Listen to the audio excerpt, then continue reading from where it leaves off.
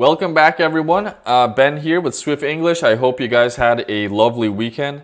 So we're going to take a look at this word, cascade. It's an excellent word to be familiar with when it comes to the TOEFL IBT exam. I've seen it in past passages.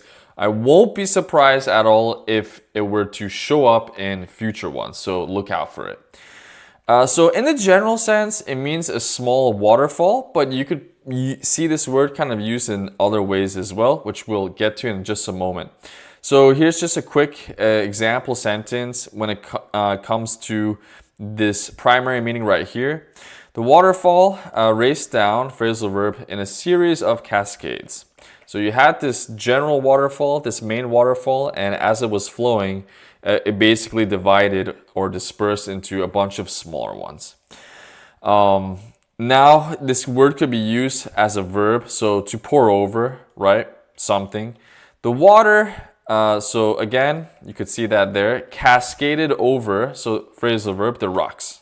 So it's just kind of pouring over or just going through a series of rocks. Her long hair cascaded down her shoulders. So we could even not just refer to it when it comes to water or liquids or fluids, but also hair. Because when you think about hair, it kind of flows, right? So it's kind of like a good analogy if you're having a difficult time visualizing this word.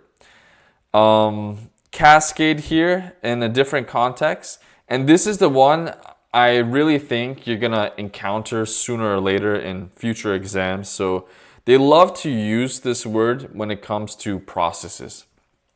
So a process is passed on.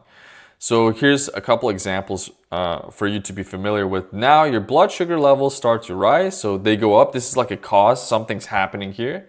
And an entire cascade of pathologic events, sometimes we also use the word pathological, both of them are fine, kind of spirals out of control.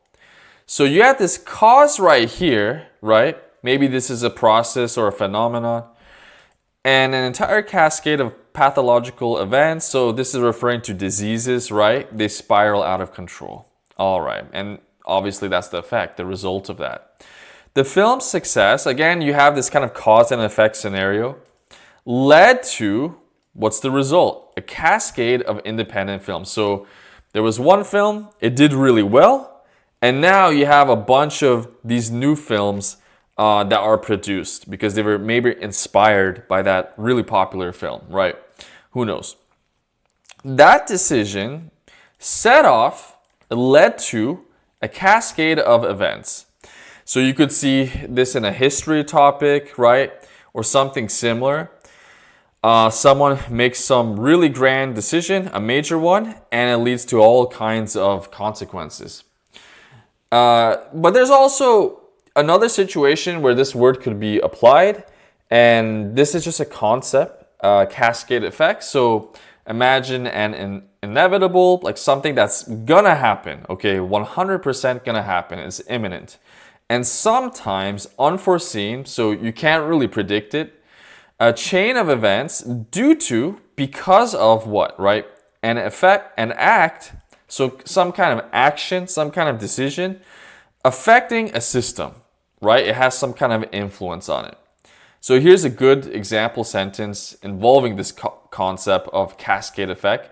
Light pollution can unleash, so it could pretty much release a cascade effect on an entire ecosystem. And you'll see this a lot with ecosystems, to be honest, or anything that kind of has to do or is connected with the environment. So guys, please like, share, and subscribe to my channel for more content.